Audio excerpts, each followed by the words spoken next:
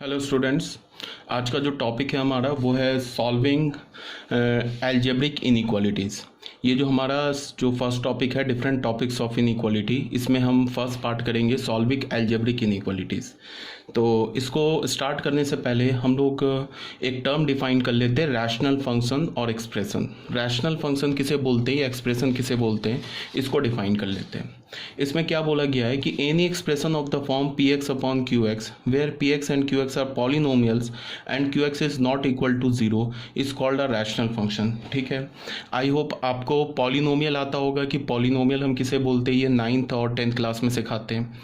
Actually 9th में और 10th class में एक चैप्टर ही हमारा पॉलिनोमियल। ठीक है, तो पॉलिनोमियल को हम nth डिग्री पॉलिनोमियल को हम कैसे लिखते हैं, तो यहाँ पे बच्चों देखो ध्यान से।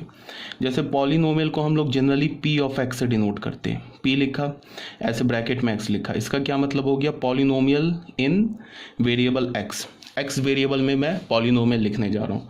तो इसको हम लोग कैसे लिखते हैं, n डिग्री के पॉलिनोमियल को कैसे लिखते हैं। पहले लिखा a0 x to the power 0, फिर क्या लिखा a1 x to the power 1, फिर क्या लिखा a2 x to the power 2, फिर क्या लिखा a n minus 1 x to the power n minus 1 plus a n x to the power n।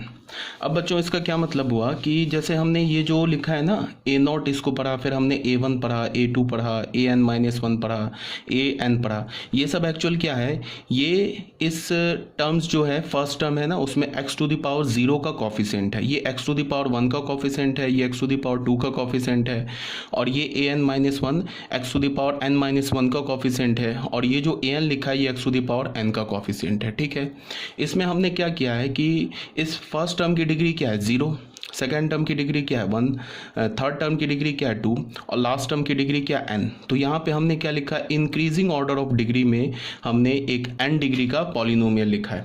ठीक है, ये 9th क्लास में जो पॉलिनोमियल चैप्टर है उसमें इसको ऑलरेडी डिफाइन कर रखा है। ऐसे ये जो जनरल फॉर्म दे रखा है ना n डिग्री का पॉलिनोमियल, ये 9th क्लास के बुक में भी NCERT में।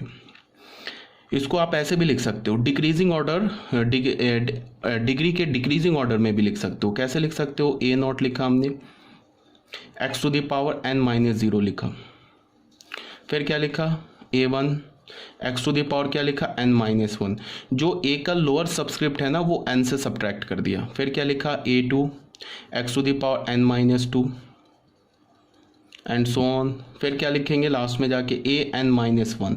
अब x पे पावर क्या है, n में से n माइनस 1 सब्ट्रैक्ट करेंगे तो क्या मिलेगा हमें 1, फिर क्या लिखेंगे a to the power n, फिर x पे जो पावर होगा n उसमें से n सब्ट्रैक्ट करेंगे तो 0। तो यहाँ पे जो सेकंड फॉर्म लिखा ना px का, ये मैंने क्या लिखा, decreasing order of degree. First जो फॉर्म लिखा है उसमें क्या लिखा है, इंक्रीजिंग ऑर्डर ऑफ डिग्री। तो ये हमारा जनरल n डिग्री का पॉलिनोमियल है। ठीक है, तो इसकी डिग्री क्या है, n है। डिग्री किसे बोलते हैं, हाईएस्ट पावर, x का जो वेरिएबल होता है ना उस पर जो हाईएस्ट पावर होता है उसे हम डिग्री बोलते हैं। और डिग्री जो होता है हमेशा नेचुरल नंबर होता है, नेचुरल नंबर बोल लो या होल नंबर बोल लो, वो निगेटिव या फ्रैक्शन नहीं होता है। ठीक है, जैसे कि हमने बोला कि फॉर एग्जाम्पल कुछ एग्जाम्पल्स ले लिए, जैसे हम क्वाड्रेटिक पॉलिनोमियल लिखते हैं, मान लो कि हमने px लिखा, एक क्वाड्रेटिक पॉलिनोमियल लिखा, तो क्वाड्रेटिक का मतलब क्या हो गया, डिग्री 2। इसको हम कैसे लिखेंगे, ax to the power 2 plus b x पे पावर 1 प्लस c, ऐसे लिख सकते हो। या इसको तुम ऐसे भी लिख सकते हो, a x to the power 2 plus bx plus c, x पे पावर तुम 0 लिख लो। तो ये भी हमारा पॉलिनोमियल इक्वेशन हो गया, या पॉलिनोमियल एक्सप्रेशन बोल लो ऑफ डिग्री 2, इसे हम बोलते हैं क्वाड्रेटिक पॉलिनोमियल। फिर आते हैं क्यूबिक पॉलिनोमियल। क्यूबिक पॉलिनोमियल की जो डिग्री होती है वो क्या होती है, 3 होती है। उसको हम कैसे लिखेंगे, px लिखा हमने लिखा a x to the power 3 plus b x square plus c x plus d लिख सकते हो, यहाँ पे x टू द पावर 0 भी लिख सकते हो। उसके बाद फिर एक हमने पॉलिनोमियल लिखा biquadratic polynomial. Biquadratic बोलने का मतलब degree 4, a x to the power 4 bx cube plus c x square plus D X plus E, ये हमारा क्या हो गया, बाई क्वाड्रेटिक पॉलिनोमियल हो गया। ये सब आप जो है ना 9-10 क्लास से जानते हो, इसमें कोई नई बात नहीं है, कोई हम लोग नई बात नहीं सीख रहे, ये ऑलरेडी आप जानते हो। जैसे कि अगर मैंने लीनियर कोई पॉलिनोमियल लिखा, लीनियर पॉलिनोमियल बोलने का मतलब डिग्री 1, उसका स्टैंडर्ड फॉर्म क्या होता है, ए एक्स प्लस बी। ये लीनियर पॉलिनोमियल, इसकी डिग्री क्या है, 1। डिग्री 1 क्यों है, बिकॉज एक्स पे जो हाईएस्ट पावर है वो 1 है। अब मैंने अगर लीनियर के बाद एक कांस्टेंट पॉलिनोमियल लिखा, तो कांस्टेंट पॉलिनोमियल की डिग्री क्या होती है, 0। कोई भी लिख दिया के, वेयर के बिलोंग्स टू आर, कोई भी रियल नंबर है तो इसकी डिग्री 0 होगी। फॉर एग्जांपल तुम ऐसे देख लो, मैंने पी एक्स को लिख दिया 2, तो 2 एक रियल नंबर भी है और 2 एक कांस्टेंट पॉलिनोमियल भी है। क्यों कांस्टेंट पॉलिनोमियल है, बिकॉज तुम ऐसे लिख सकते हो 2 × x⁻0। अब इसकी डिग्री क्या हो जाएगी, डिग्री 0 हो जाएगी, ठीक है ना। अगर मैंने एक पी एक्स पॉलिनोमियल लिख दिया -π/8, तो ये भी एक कांस्टेंट पॉलिनोमियल है, इसकी डिग्री क्या हो जाएगी, 0। क्यों हो जाएगी, बिकॉज मैंने लिखा -π/8 × x⁻0, इसकी डिग्री क्या हो गई, ये 0 हो गई। ठीक है बच्चों, यहाँ तो कोई प्रॉब्लम नहीं है। तो ये हमारा कांस्टेंट पॉलिनोमियल हो गया, इसकी डिग्री 0 हो गई। अब एक आ जाओ कि अगर मैंने पी एक्स को लिखा 0, तो 0 इज ऑल्सो रियल नंबर। सो 0, मेरी बात को सुनो ध्यान से, 0 is also a constant polynomial, but 0 की डिग्री डिफाइन नहीं होती है। अगर मैं बोलूँ ना 0 की डिग्री क्या है, तो तुम बोलोगे कि 0 इज अ कांस्टेंट पॉलिनोमियल, ये बात तो सही है, but it's degree is not defined. क्यों नहीं डिफाइंड है, बिकॉज तुम 0 को क्या लिख सकते हो, x⁻0, ये भी 0 के इक्वल होगा। 0 को क्या लिख सकते हो, x⁻1, ये भी 0 के इक्वल होगा। 0 को क्या लिख सकते हो, x⁻2, ऐसे करके एंड सो ऑन। तो इसका क्या मतलब है कि 0 is a constant polynomial but it's degree is not defined. Degree जो है ना ये डिफाइंड नहीं है, ठीक है। तो यहाँ तक आई थिंक कोई प्रॉब्लम नहीं होनी चाहिए। तो ये हमारा हो गया कांस्टेंट पॉलिनोमियल। तो पॉलिनोमियल, अब हम लोग रैशनल फंक्शन में, मैंने क्या बोला यहाँ पे कि रैशनल फंक्शन क्या होता है, any expression of the form px/qx where px and qx are polynomials and qx is not equals to 0 is called a rational function.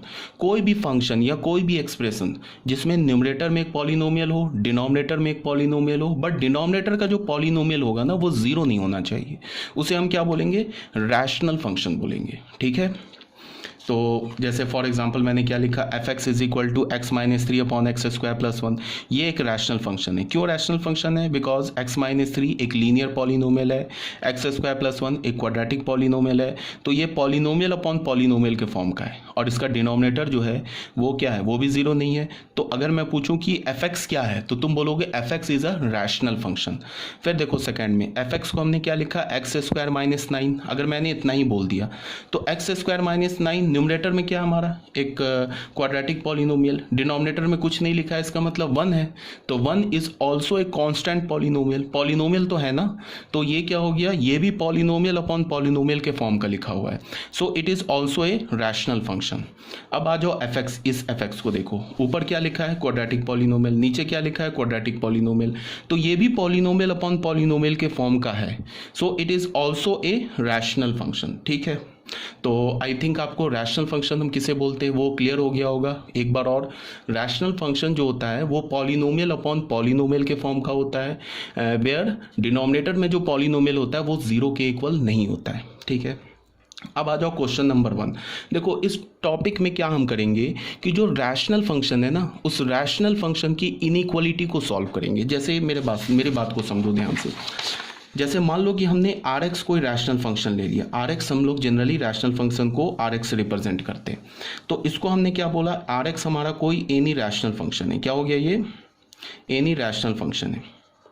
इस टॉपिक में हम क्या करने जा रहे हैं, और ये इंपॉर्टेंट टॉपिक है। देखो बच्चों, ये जो मैं पढ़ा रहा हूँ ना बेसिक मैथमेटिक्स, ये बिल्कुल तुम मत समझना कि ये मैं कोई टाइम पास कर रहा हूँ कि अभी सेट आपने स्टार्ट नहीं किया, आप बेसिक मैथमेटिक्स पढ़ाने लगे।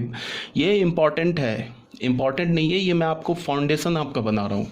जैसे घर बनाने से पहले फाउंडेशन डालते हैं ना, तभी तो उस पर first floor, second floor, ground floor बनाओगे, बिना फाउंडेशन के तो घर नहीं बन जाएगा, ठीक है। तो अगर तुम सोचोगे कि अभी घर बनना है, स्टार्ट नहीं हुआ, अभी तो नीचे ही कंस्ट्रक्शन का काम चल रहा है, तो वो बात सोचना तुम्हारा क्या बेफजूल होगा ना, बिकॉज ये सबसे इंपॉर्टेंट है जो अभी तुम्हें पढ़ाया जा रहा है बेसिक मैथमेटिक्स। ये हम लोग एज अ ABCD यूज़ करेंगे, बिल्कुल एलिमेंट्री टूल्स की तरह यूज़ करेंगे आगे के सब्सिक्वेंट चैप्टर्स में, ठीक है। तो ये बहुत इंपॉर्टेंट है। तो इसको ध्यान से लेना, बिल्कुल लाइटली मत लेना, ठीक है। इसके बाद हम लोग चैप्टर जो स्टार्ट करेंगे वो सेट से स्टार्ट करेंगे। तो रैशनल फंक्शन में देख लो, आर एक्स हमने बोला कोई भी रैशनल फंक्शन है। तो इस टॉपिक में हम क्या करने जा रहे हैं कि इस टाइप की इनइक्वालिटी हम सॉल्व करने जा रहे हैं। R X is greater than 0, R X is less than 0, R X is greater than और equals to 0, R X is less than और इक्वल्स टू 0। इस टाइप की इनइक्वालिटी, ये जो 4 टाइप्स की इनइक्वालिटी मैंने लिखा ना, इसी इनइक्वालिटी को हम सॉल्व करेंगे इस चैप्टर में या इस टॉपिक में, ठीक है। तो एक एग्जांपल ले लेते हैं। क्वेश्चन 1, क्वेश्चन 1 में क्या है, solve x square minus 9 is greater than 0, ये लिखा हुआ है। तो सबसे पहले ये बताओ कि ये जो एक्स स्क्वायर माइनस 9 ये क्या है, हमारा रैशनल फंक्शन है। क्यों? बिकॉज एक्स स्क्वायर माइनस 9 ऊपर क्या हमारा क्वाड्रेटिक पॉलिनोमियल, नीचे कुछ नहीं है तो 1 क्या है, कांस्टेंट पॉलिनोमियल। तो ये पॉलिनोमियल अपॉन पॉलिनोमियल के फॉर्म का है, उसको हमने ग्रेटर देन इक्वल्स टू 0 कर रखा है। इसका क्या मतलब है, ये एक रैशनल फंक्शन है। अब इसे हमें सॉल्व करना है। तो सॉल्व करने का क्या मतलब है, अगर मैंने बोला ना कि solve x square minus 9 is greater than 0, इसे सॉल्व करो, इसका मतलब क्या है, इसका ये मतलब है कि हमें एक्स की वो सारी वैल्यूज़ बतानी है, वो या ऐसे बोल लो हमें एक्स के वो सारे वैल्यूज़ का सेट बताना है जिसके लिए ये रिज़ल्ट ट्रू हो जाए, जिसके लिए रिज़ल्ट ट्रू हो जाए, ठीक है। अगर इन्फानाइट एक्स का वैल्यू आ रहा है तो वो इन्फानाइट एक्स का वैल्यू लिखना है, उस इन्फानाइट एक्स के वैल्यूज़ का सेट लिखना है जिसके लिए ये इनइक्वालिटी जो है ना ये ट्रू हो जाए, मतलब ये इनइक्वालिटी होल्ड कर जाए। किसका सेट लिखना है, एक्स का सेट लिखना है जिसके लिए इनइक्वालिटी होल्ड कर जाए, ट्रू हो जाए।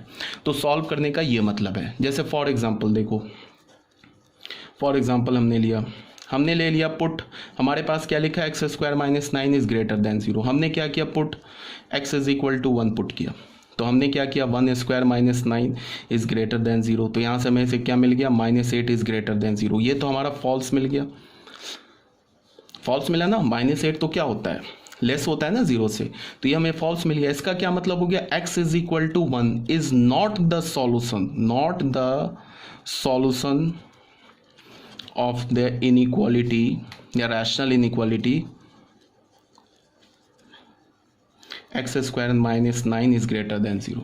मेरी बात आई समझ में, X square X is equal to 1, ये हमारा X square minus 9 is greater than equals to 0, इसका सॉल्यूशन नहीं है, ठीक है। फिर हमने क्या किया, put X is equal to 2 put किया। फिर हमने पुट किया तो क्या मिला हमें, 2 स्क्वायर माइनस 9, तो ये क्या मिल जाएगा हमें, 4 माइनस 9, ये क्या मिल जाएगा, -5 which is not greater than 0। ये ऐसे लिखने के बाद ऐसे क्रॉस करने का मतलब कि -5 जो है वो 0 से बड़ा नहीं है, एक्चुअली -5 0 से छोटा है। तो इसका क्या मतलब हुआ, this implies that X is equal to 2 is not the solution of the inequality. ये एक्स इज इक्वल टू 2 जो है ना, ये इस इनइक्वालिटी का सॉल्यूशन नहीं है।